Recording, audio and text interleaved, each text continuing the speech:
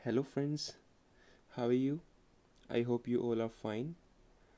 In this video, मैं आपको बताऊंगा कि एक स्प्रे वर्क कैसे करती है।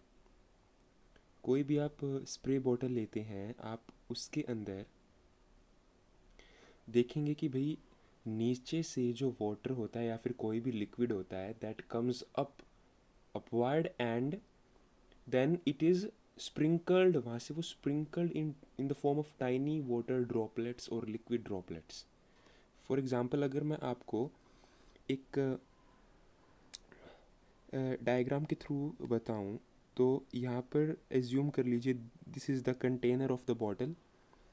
और यहाँ पे अगर हम एक परफ्यूम बॉटल की बात करें, जो पुराने ज़माने में परफ्यूम बॉटल होती थी वो कुछ ऐसे हुआ करती थी। यहाँ पे इस तरह नोज़ल हुआ करती थी और यहाँ पे एक छोटा सा बैग होता था प्लास्टिक का, जिसे हम प्रेस करते थे और वहाँ से जो ये पाइप लिक्विड में डिप की गई है, ये लिक्विड है सारा।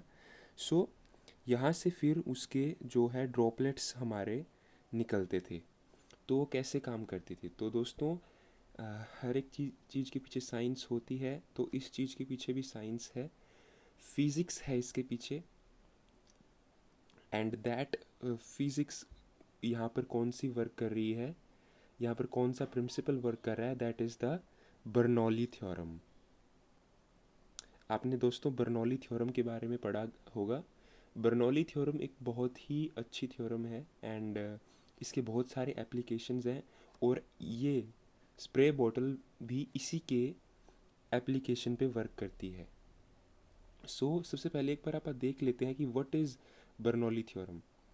बर्नौली थ्योरम के हिसाब से जो इसका एक बहुत अच्छा खासा बड़ा फॉर्मूला होता है बर्नौली थ्योरम का, वो हमें आपने 11th 12th में आपके कहीं ना कहीं पर आया होगा और उसे रिवाइज करना, ओ माय गॉड, बहुत बड़ा फॉर्मूला होता है, लार्ज फॉर्मूला होता है। लेकिन जो उस फॉर्मूले का जो एक सिंपल सा जो एक करेक्टरिस्टिक होती है वो ये होती है, उस फॉर्मूले में प्रेशर और वेलोसिटी होती है और प्रेशर और वेलोसिटी वो एक दूसरे के अपोजिट होती हैं। मतलब हम ये कह सकते हैं कि pressure is inversely proportional to velocity और velocity is inversely proportional to pressure. मतलब अगर किसी जगह पे प्रेशर इंक्रीज़ हो रहा है तो वहाँ पर वेलोसिटी डिक्रीज़ होगी, और अगर किसी जगह पर प्रेशर इंक्रीज़ हो रहा है तो वेलोसिटी डिक्रीज़ होगी। या फिर हम ये भी कह सकते हैं वेलोसिटी अगर कहीं पर डिक्रीज़ हो रही है तो वहाँ पर प्रेशर इंक्रीज़ होगा। मतलब कुछ भी कह सकते हैं, लेकिन जहाँ पर एक चीज़ इंक्रीज़ होगी वहाँ पर दूसरी चीज़ डिक्रीज़ होगी। तो वैसे ही जैसे ही एक बार दोबारा डायग्राम मैं बना लेता हूँ। ये वो कंटेनर हो गया and this is the nozzle, और यहाँ पे वो बलून हो गया and this is the bottle field of liquid.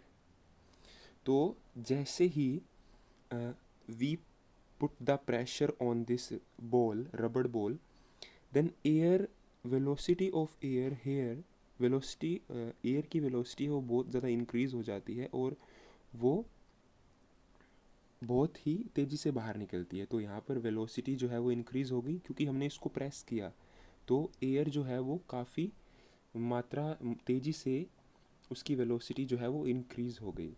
तो यहाँ पर अगर वेलोसिटी इंक्रीज़ हो रही है, इस पॉइंट की बात कर रहा हूँ मैं, अगर यहाँ पर वेलोसिटी इंक्रीज़ हो रही है तो यहाँ पर प्रेशर डिक्रीज़ होगा अकॉर्डिंग टू बर्नौली थ्योरम। अगर यहाँ पर प्रेशर डिक्रीज़ हो रहा है तो यहाँ पर क्या हो गया, प्रेशर डिक्रीज़ हो गया, प्रेशर कम हो गया। और यहाँ पर प्रेशर जो है वो ओबियसली यहाँ पर इस वाले प्रेशर से ज़्यादा होगा। तो यहाँ पर प्रेशर ज़्यादा होने की वजह से जो लिक्विड है वो अपवर्ड मूवमेंट शो करता है, क्योंकि अगर किसी जगह पर प्रेशर ज़्यादा होता है और दूसरी जगह पर प्रेशर कम होता है तो कोई भी सब्सटेंस जो है वो कम प्रेशर की तरफ जाता है। तो यहाँ से लिक्विड जो है वो ऊपर चला जाएगा और ऊपर जाते जाते वो एयर के साथ जो है वो काफ़ी वेलोसिटी के साथ जो है वो बाहर जाएगा। In the form of small small droplets. So यही एक एप्लीकेशन है बर्नौली थ्योरम का कि how a spray bottle works. बाकी बहुत सारी ऐसी अदर एप्लीकेशंस है जो हमारी डेली लाइफ में होती हैं and that depends upon the Bernoulli theorem. So hope आपको ये वीडियो समझ आई होगी। अगर आपको ये वीडियो समझ आई तो प्लीज़ इस वीडियो को लाइक करना और मेरे चैनल को सब्सक्राइब करना ताकि मैं ऐसे ही वीडियोस और लाता रहूँ। Thank you so much.